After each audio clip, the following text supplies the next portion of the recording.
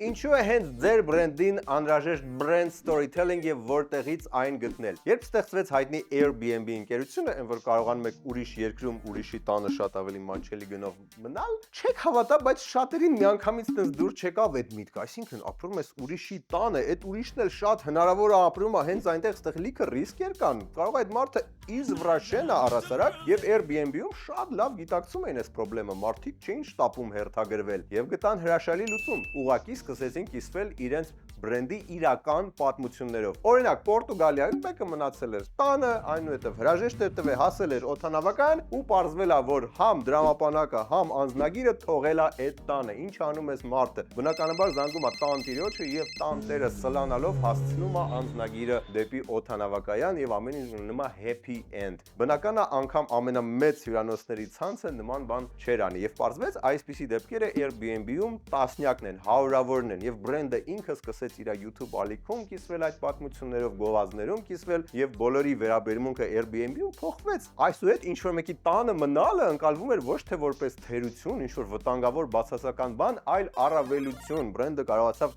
reframe անել իր ողջ էությունը այդ պատմությունների միջոցով։ Եվ եթե ձեր բրենդը նույնպես փնտրում է նման պատմություններ, ուզում է պատմել իր կարևոր պատմությունները, ապա համեցեք Spin Ideas Agency, միասին կաշխատենք ձեզ հետ, կգտնենք հենց ձեր պատմությունը։